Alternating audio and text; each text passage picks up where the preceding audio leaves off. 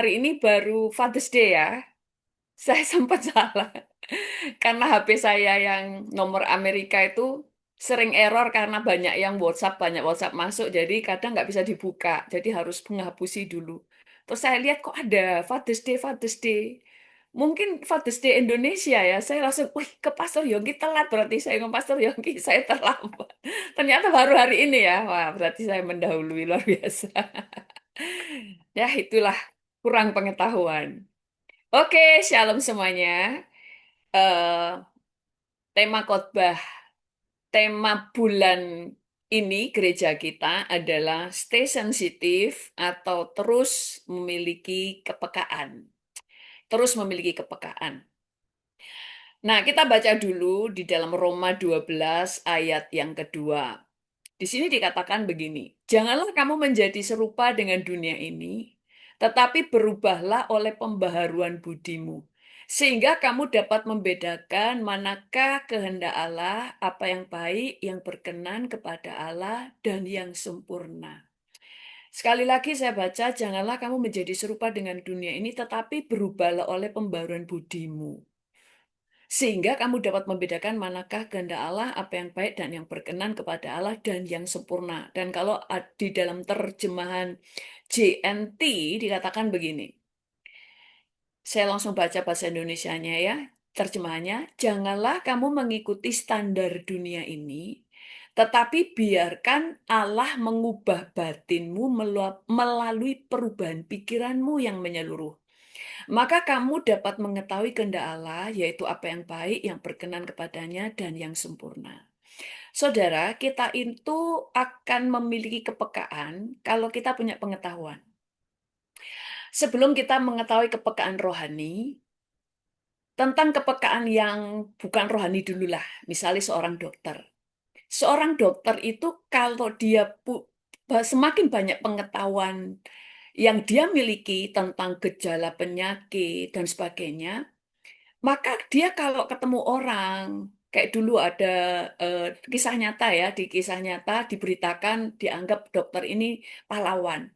Karena waktu ada seseorang di mana di stasiun kereta api ya kan, dia itu duduk tapi semua orang cuma lalu lalang aja. Dia kayak gimana ya posisinya saya lupa ya. Orang ini langsung sadar kalau orang ini kena jantung gitu loh. Dokter ini langsung lihat semua orang yang tidak punya pengetahuan tentang kedokteran. Tidak ada yang tahu orang ini lagi kena serangan jantung. Tapi waktu itu kebetulan ada dokter lewat dan dia waktu lihat begini, dia langsung tahu orang ini kena serangan jantung. Dia segera tolongin sehingga orang ini bisa tertolong, gak jadi mati. Kapan hari juga gitu seorang perawat.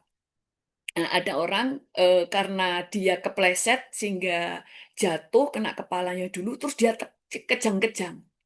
Dia langsung tahu orang ini step itu karena penyebabnya berarti ada gagal otak dan sebagainya. Anak orang ini dia langsung nolongin, terus kemudian dikasih nafas. Saya tidak tahu gimana dia caranya sampai orang ini akhirnya tersadar, terus baru dibawa ke rumah sakit. Kalau dibiarkan itu tadi dia juga bisa mati. Sampai semua orang bilang, kamu kok tahu? Kalau orang ini tadi ngalami step, mau ngalami ini, terus kemudian kamu kok tahu cara menolongnya sampai orang ini akhirnya nggak jadi apa ya kritis. Terus dia bilang, aku seorang perawat sudah terbiasa menangani orang-orang yang sakit. Nah, pengetahuan itu membuat orang menjadi peka. Sama dengan ibu-ibu yang suka masak. Ibu-ibu yang suka masak roti misalnya, tahu makanannya bantet. Yang tidak tahu, mereka nggak tahu kenapa jadi bantet itu nggak tahu kenapa. Tapi orang yang tahu membuat roti, dia langsung tahu kenapa ini bisa jadi bantet. Bahkan dulu ada dulu ya seorang ibu itu dia suka makanan, dia itu punya temen itu suka masak. Dia kalau pingin makanan apa diajak langsung ke restoran. Dia begitu cicipi, dia langsung tahu ini bumbunya ini. Terus teman saya ini ngetes, coba sih kamu masak, bener nggak kamu pinter? Dan dia masak, dia bilang itu persis yang saya makan di restoran itu, saya ngincip itu persis rasanya, kok bisa pinter? Nah, Kepekaan itu timbul karena kita punya pengetahuan. Kedua, karena kita berpengalaman di situ. Sama dengan perkara rohani. Perkara rohani, makanya saya dulu kalau melayani pelepasan, kadang-kadang ada orang tiba-tiba teriak-teriak, ya ini. Saya tahu ini nggak selalu ya, nggak maha tahu soalnya. Tapi hampir saya itu tahu gitu loh. Oh, orang ini karena kepahitan. Teriakannya itu kelihatan, oh orang ini karena kepahitan, oh orang ini karena punya kerasukan roh jahat, oh orang ini hanya orang kejiwaan cari perhatian. Kenapa? Karena sering melayani pelepasan dan punya pengetahuan. Sudah terbiasa melihat orang-orang yang cari perhatian dan sebagainya. Oh ini kejiwaan dan sebagainya. Walaupun pengetahuannya belum banyak, tapi tahu. Gimana kalau orang itu tahu pengetahuannya banyak? Nah, demikian juga dengan perkara rohani. Saudara harus tahu ya tentang Yusuf. Yusuf itu, dia itu di Tuhan, dia itu punya hikmat pengetahuan tentang Tuhan. Makanya banyak orang Kristen tuh selalu pengen tahu kenapa, kalau pengen tahu kehendak Tuhan, makanya mereka pengen tahu Tuhan berbicara. Karena Tuhan seringkali nggak berbicara. Tetapi Tuhan itu mau kita melatih kecerdasan kita. Makanya tadi dikatakan berubahlah oleh pembaruan pikiran. Pembaruan budi supaya kamu tahu kehendak Allah yang baik, berkenan, dan sempurna. Kamu itu kalau nggak mau berubah cara pikir, kamu itu nggak ngerti, kamu nggak peka. Banyak orang merasa kepekaan itu karena orang itu banyak mendengar Tuhan bicara. Kadang bicara, tapi nggak setiap hari Tuhan tuh berbicara terus secara audible lalu kemudian dapat penglihatan, enggak. Tetapi waktu kita banyak mengubah pikiran kita sesuai standar firman, kita itu jadi ngerti, kita jadi bijak kayak Yusuf. Yusuf itu hanya pertama kali Tuhan itu bicara lewat mimpi bahwa dia akan menjadi seorang pemimpin. Setelah itu Tuhan nggak bicara lagi. Tuhan nggak bicara nanti kamu jadi pemimpin di Mesir. Tapi yang dia lihat terus dia dibuang oleh keluarga saudara-saudaranya, kemudian dijual. Dia nggak bertanya, Tuhan haruskah aku mengampuni? Tuhan apa yang menjadi kehendakmu dalam hidupku? Nggak tanya. Dia langsung tahu bahwa dia harus melepaskan pengampunan. Dia tahu inilah kehendak Tuhan. Dia tahu bahwa kalau Tuhan sudah kasih saya visi, aku akan jadi pemimpin, maka perjalanan hidup sekalipun kayaknya aku nggak ngerti, sekalipun itu berkelok-kelok, seakan-akan jalan terus turun, tapi dia itu bisa mengetahui apa yang menjadi kehendak Tuhan. Kenapa? Tuhan nggak bicara. Karena Tuhan itu nggak selalu harus berbicara. Tetapi Tuhan itu mau melatih cara pikir kita berubah supaya paham apa yang menjadi kehendak Tuhan. Makanya dia sampai berhasil menjadi Perdana Menteri di Mesir. Dalam kehidupan kita itu kita harus membangun kedewasaan di dalam hidup. Makanya Paulus berkata, segala sesuatu boleh, segala sesuatu halal, tapi tidak semuanya membangun. Ada banyak hal Tuhan itu nggak jelasin, tapi Tuhan mau kamu itu mengerti. Saya dulu kalau di New York kan sering khotbah. Kenapa? Karena kita dikasih Tuhan otak untuk berpikir. Makanya pikiran kita ini harus selaras dengan Kristus. Tadi dikatakan sekali lagi, kalau di terjemahan GNT-nya ya, janganlah kamu mengikuti standar dunia ini, tetapi biarlah Allah mengubah batinmu melalui perubahan pikiranmu yang menyeluruh. Kalau di sini dikatakan, biarlah Tuhan mengubah batinmu. Biarlah Tuhan mengubah batinmu melalui perubahan pikiranmu yang menyeluruh. Maka kamu dapat mengetahui kehendak Allah. Tetapi kalau di terjemahan baru tadi, terjemahan bahasa Indonesia, yang atas tadi, janganlah kamu menjadi serupa dengan dunia, tetapi berubahlah. Kalau di sini lebih banyak berkata, lebih cenderungnya berkatanya, berubahlah, kamu yang harus berubah. Tapi kalau firman tadi itu Tuhan yang mengubah. Tapi sebenarnya kamu mau untuk dirubah, maka Tuhan akan mengubah cara pikirmu. Bagaimana cara mengubahnya? Engkau harus belajar firman, engkau harus baca Alkitab. Makanya Daud berkata, firmanmu membuat aku lebih bijaksana dari guru-guruku. Dikatakan tadi, maka kamu akan mengetahui kehendak Allah yang baik, yang berkenan dan sempurna. Nah, ada 3 level kehendak Tuhan di dalam kehidupan. Yang pertama, kehendak Tuhan yang baik, berkenan, sempurna. Di dalam Tuhan, saya sering khotbahkan selalu bicara level. Tuhan punya kehendak yang baik, berkenan, sempurna. Tuhan juga pernah berbicara tentang berkat, ada berkat 10, 30, 60, 100. Ada halaman ruang kudus dan ruang maha kudus, ada iman, pengharapan, dan kasih, semua bicara level. Demikian juga kehendak Tuhan. Nah, kalau kita mengetahui, gimana saya peka mengetahui kehendak Tuhan?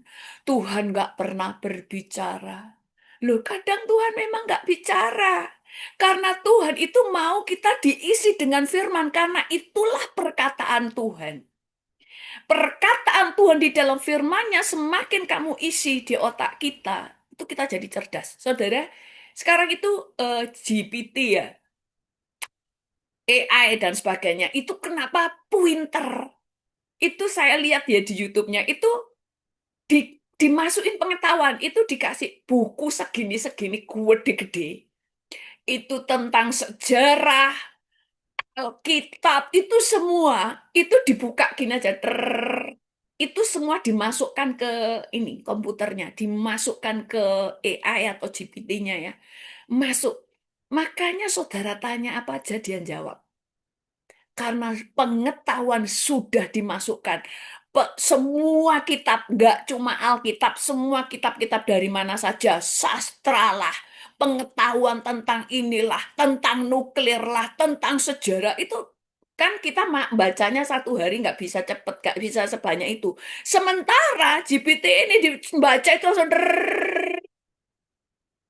itu tebel, dibaca lagi, itu dimasukin semua. Pada waktu dibutuhkan, itu keluar pengetahuannya. Nah, makanya kita itu berubah cara pikir nggak bisa tanpa baca firman. Jangan berharap nanti Tuhan mengubah pikiranku. Loh, gimana cara Tuhan mengubah? Ya lewat firman. Saudara harus membaca firman. Setelah kamu tahu, kamu mengubah cara pikir, baru kamu akan mengetahui kehendak Allah yang baik, berkenan, dan sempurna. Nah, di dalam kehidupan kita, kita harus mengalami pertumbuhan kan. Bertumbuh di dalam cara pikir, dalam cara hidup, di dalam kebijaksanaan dan semuanya. Sekarang kita mau mengetahui, kita baca dulu di dalam Efesus 4 ayat 28.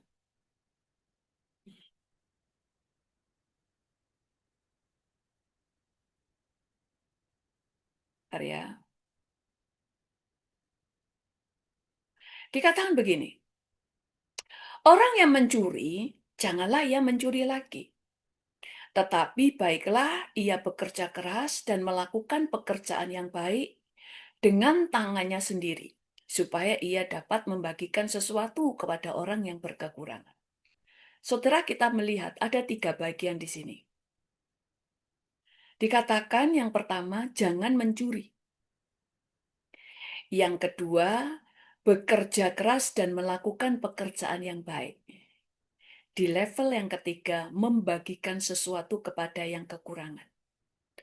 Pada waktu orang itu dari pencuri lalu tidak mencuri lagi, itu dia sudah melakukan yang baik. Tapi baru level 1. Kamu harus naik ke level berikutnya, kamu bekerja keras dan melakukan pekerjaan yang baik. Kamu masuk di dalam level berkenan.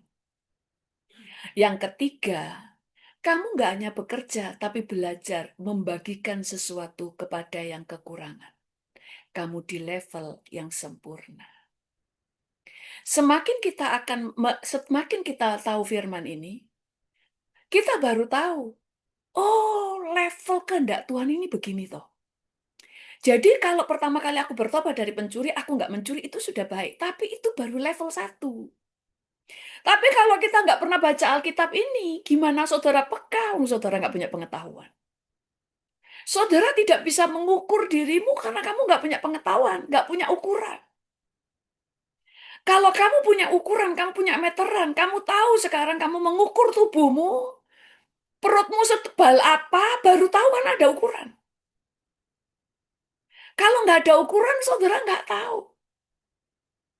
Saya dulu lihat baju-baju ya, kalau beli baju. Saya tuh selalu gini, kenapa sih baju ini selalu cukup?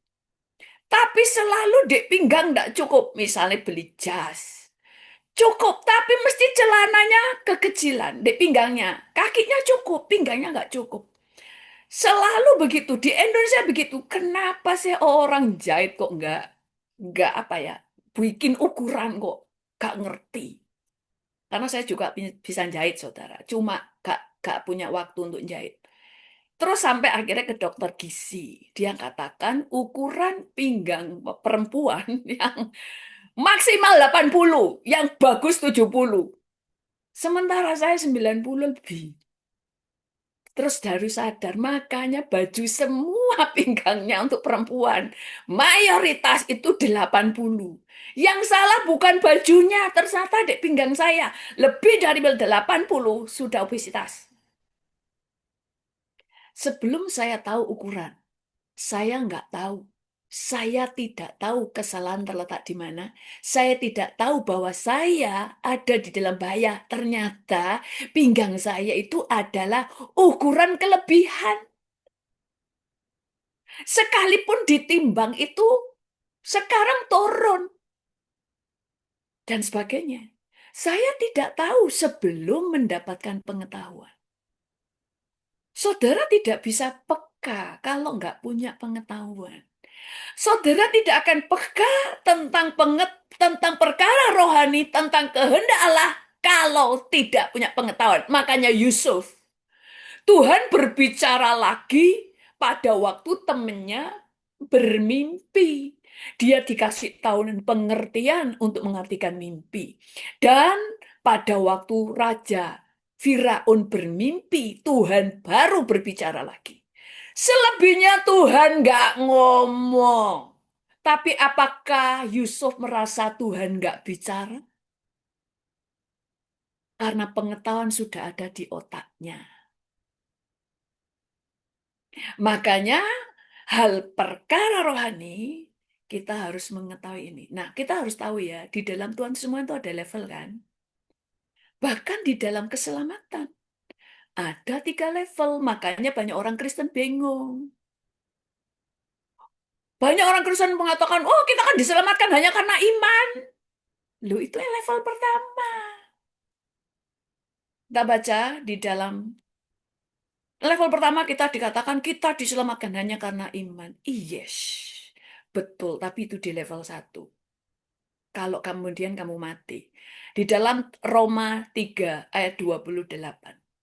Karena kami yakin bahwa manusia dibenarkan karena iman dan bukan karena ia melakukan hukum Taurat. Nah kan, kita diselamatkan hanya karena iman. Nah, ayatnya berkata begini, ya itu level 1. Karena Tuhan punya kehendak baik, berkenan, dan sempurna. Kemudian di level kedua apa? Di kehendak Tuhan yang berkenan. Dibenarkan karena perbuatan. Kita baca di dalam Yakobus 2 ayat 24. Jadi kamu lihat bahwa manusia dibenarkan karena perbuatan-perbuatannya dan bukan hanya karena iman. Makanya di dalam kekristenan, oh kita diselamatkan tuh karena anugerah. Betul, itu sudah bagus. Itu kehendak Tuhan yang baik dalam hidupmu. Tetapi dalam perjalanan hidup kamu harus tahu kehendak Tuhan yang berkenan. Nah, kalau saudara tidak tahu ini, saudara nggak bisa mengukur dirimu.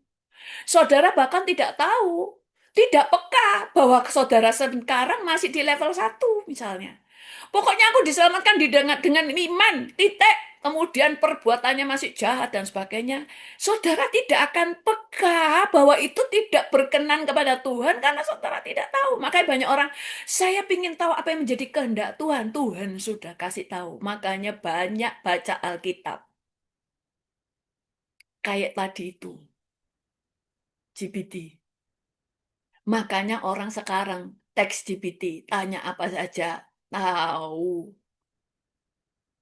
Tapi kita nggak perlu tanya ke GPT ya. Tetapi kan orang dunia, saya dulu nggak tahu tentang GPT. Orang-orang ngomong teks GPT, teks GPT. Kita itu kan masih masih konservatif ya. Kita orang rohani, nggak mau tanya ke situ.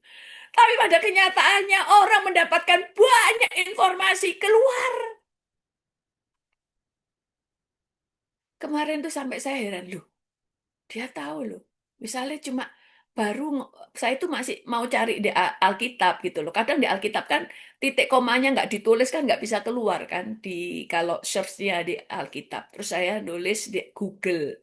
Keluarnya GPT-nya. Itu langsung punya tahu pengetahuan dia tahu juga itu tentang Alkitab. Ternyata semua diisi di otaknya GPT. Nah, itu kan seperti itu. Terus di level ketiga, ini keselamatan. Tadi kita dibenarkan karena iman. Yes, waktu kamu pertama kali masuk. Di level berikutnya, kamu diselamatkan, kamu dibenarkan karena perbuatan. Terus kemudian yang level ketiga, tinggalkan kejahatan.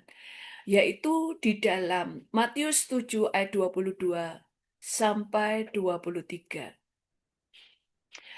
Pada hari terakhir banyak orang akan berseru kepadaku, Tuhan, Tuhan, bukankah kami bernubuat demi namamu dan mengusir setan demi namamu?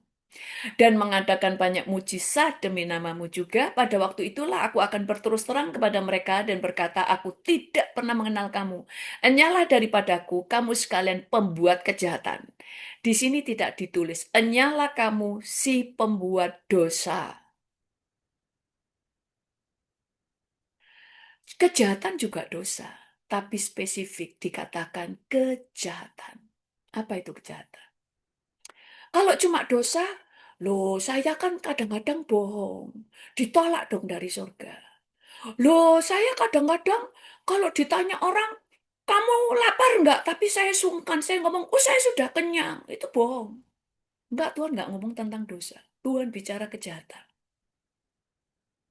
Tinggalkan kejahatan. Makanya firman Tuhan berkata, aku membenci kejahatan. Bukan gini, aku membenci dosa. Itu di level yang pertama kamu sudah tahu, Tuhan membenci dosa. Tapi waktu kamu menjadi orang percaya, Tuhan berkata, aku membenci kejahatan. Apa kejahatan? Waktu engkau tetap berbuat jahat, merugikan orang lain, menghancurkan hidup orang lain, itu kejahatan. Oh, saya bohong, bukan berarti saya membenarkan bohong. Saudara bohong, tapi saudara tidak berbuat jahat. Yang Tuhan tolak itu yang jahat. Maksudnya gini, kamu setelah itu di level berikutnya Tuhan tuntut tinggalkan kejahatan. Semua orang berdosa, makanya perlu pengampunan. Tapi yang namanya jahat itu berbahaya. Makanya firman Tuhan mengajarkan ada dosa yang mendatangkan maut dan ada yang dosa yang tidak mendatangkan maut. Kita belajar. Makanya banyak orang setelah menjadi orang percaya, yang anak-anak memberontak sama orang tua sampai nyakiti orang tuanya, dia pikir dia baik-baik saja. Itu kejahatan. Makanya Tuhan itu ajar kita naik. Dari level pertama nggak langsung suruh meninggalkan semua kejahatan. Loh, dia baru masuk percaya aja itu sudah syukur. Alhamdulillah itu sudah baik. Tapi kamu harus mengerti. Makanya semakin lama tidak jahat. Makanya si Yusuf, dia tidak perlu tanya sama Tuhan. Dia tahu untuk tidak menyimpan dendam. Dia sudah tahu untuk tidak mencelakakan Potifar, tidak mencelakakan istrinya, tidak mencelakakan keluarganya. Karena begitu dia kenal Tuhan, dia tahu harus meninggalkan kejahatan. Dosa itu umum, tapi Tuhan langsung bicara kejahatan. Ngerti sampai sini ya? Nah, itu makanya Tuhan mengajar kasih dan sebagainya. Ada level. Engkau akan peka, engkau akan tahu levelmu kalau kamu punya pengetahuan. Kalau kamu tidak punya pengetahuan, kamu tidak tahu. Makanya dulu ada seorang ibu, dia itu sudah belajar. Dia bukan seorang perawat, tapi dia pernah membaca. Dia suka membaca tentang kesehatan, tentang ciri-ciri orang stroke. Dia cerita sama saya, suami saya pada waktu duduk waktu apa gitu ya, dia tiba-tiba itu kayak orang bengong, ditanya itu kayak lidahnya kayak keluh, terus sampai diginiin sama dia, itu dia kayak bengong. Dia langsung tahu ini mau stroke. Dia cepet-cepet bawa ke rumah sakit. Begitu sampai ke rumah sakit, dia bilang, ini darurat, suamiku mau stroke. Kemudian diperiksa dokter, benar, dia bilang, kamu telat sedikit aja, dia kena stroke. Kenapa dia peka? Dia punya pengetahuan. Kalau saya tidak tahu pengetahuan itu, saya tidak tahu walaupun dia di hadapan saya. Makanya, kepekaan tentang Tuhan, kepekaan tentang kehendak Tuhan, kepekaan tentang perkara rohani, ditentukan seberapa banyak pengetahuan rohani yang kamu tahu. Dan seberapa banyak pengalaman yang kamu alami. Kemudian, contoh aja tentang mengampuni musuh. Ada levelnya, sudah tahu lah ini ya. Tapi kita mulai belajar. Supaya kita juga tahu mengukur kehidupan kita. Dan kita tidak menuntut orang lain karena setiap orang punya level. 3 level cara mengampuni. 3 level mengampuni. Yang pertama mengampuni musuh. Tuhan itu menyuruh kita mengampuni musuh kan. Saya ini cuma beberapa contoh ya. Banyak hal di Alkitab. Tetapi ini beberapa contoh supaya kita mulai paham akan firman Tuhan. Matius 6 ayat 14-15. Karena jikalau kamu mengampuni kesalahan orang, Bapamu yang di surga akan mengampuni kamu juga. Tetapi jikalau kamu tidak mengampuni orang, Bapamu juga tidak akan mengampuni kesalahan kamu. Kamu mulai belajar untuk mengampuni orang lain. Kamu diselamatkan, kamu telah diselamatkan dari semua kejahatanmu, dari semua dosamu. Sekarang kamu juga harus mengampuni orang yang bersalah kepadamu. Titik, kamu bisa mengampuni, sudah bagus. Kita lihat orang, oh dia sudah bisa mengampuni, tapi belum bisa dekat lagi dengan orangnya. Sudah, dia sudah ada di level baik. Nggak usah kita kemudian, oh dia itu belum mengampuni, dia belum ini loh, dia sudah ngampuni. Dia sudah di level bagus, baik, cuma belum meningkat sampai kepada yang berkenan. Tapi sudah nggak apa-apa. Kedua, kasih musuhmu dan berdoa baginya. Matius 5 ayat 44 dikatakan, tetapi aku berkata kepadamu, kasihilah musuhmu dan berdoalah bagi mereka yang menganiaya kamu. Ini berkenan. Makanya banyak orang berbicara, bertanya, "Eh, saya ingin tahu kehendak Tuhan yang berkenan, kehendak Tuhan di dalam hidupku yang sempurna." Saudara tahu kalau saudara terus mengisi pikiran hatimu dengan firman. Sehingga saudara tidak menuntut orang lain, yang kau tuntut adalah dirimu. Engkau tahu setiap orang memilih levelnya. Dia bisa mengampuni sudah, itu sudah bagus. Sudah di tingkat bagus. Dia belum bisa mengasihi musuhnya, belum bisa. Udah, Tuhan cuma menuntut di level pertama. Ampuni, belum tentang mengasihi dan sebagainya. Enggak. Di level yang ketiga, jangan melawan, berikan pipi kananmu. Wah ini level yang enggak enak. Matius 5 ayat 39. Tetapi aku berkata kepadamu, janganlah kamu melawan orang yang berbuat jahat kepadamu, melainkan siapapun yang menampar pipi kananmu, biarilah juga kepadanya pipi kirimu. Ini sama levelnya dengan Roma 12 ayat 20. Dikatakan, tetapi jika seterumu lapar, seteru itu musuh. Jika seterumu lapar, berilah dia makan. Jika ia haus, berilah dia minum. Dengan berbuat demikian, kamu menumpukan bara api di atas kepalanya. Kamu di tingkat yang sempurna, dalam arti, kamu sekarang nggak cuma mengampuni, nggak cuma mendoakan, tapi kamu malah ngasih makanan musuhmu pada waktu dia lapar. Baru di situ tingkat inilah Tuhan berkata, kamu menumpukan bara api di atas kepalanya. Tadi nggak ada ayat berkata kamu menumpukan bara api di atas kepalanya. Karena di level ini, kamu membiarkan Tuhan yang membalas. Makanya kalau penginjil-penginjil misionaris, itu harus sudah nyampe level ini. Ditampar pipi kiri, diberikan pipi kanan. Maksudnya adalah tidak membalas, malah membalas kebaikan. Bukan ditampar terus, ini, tampar pipi kiriku. Itu namanya nantang. Tapi dia malah memberkati. Tanpa itu Injil nggak bisa masuk, nggak bisa diberitakan, tidak ada jiwa yang dimenangkan. Ini level. Bagaimana saudara tahu level kalau tidak baca Alkitab? Makanya setiap saudara sudah mulai mengerti tentang firman, maka kehidupanmu akan menjadi bijaksana, dewasa. Engkau tahu memilih. Di dalam hidup ada 1000 macam hal yang kamu harus putuskan, hal yang kamu harus pilih. Saudara berdoa kepada Tuhan, seringkali Tuhan gak bicara. Tuhan itu cuma membuat kamu, hikmatmu jalan. Bahwa kamu mulai bisa mikir. Makanya Alkitab berkata, perbarui cara pikirmu. Supaya pikiran kita setara dengan pikiran Kristus. Kalau pikiranmu adalah pikiran Kristus, saudara itu tahu memilih.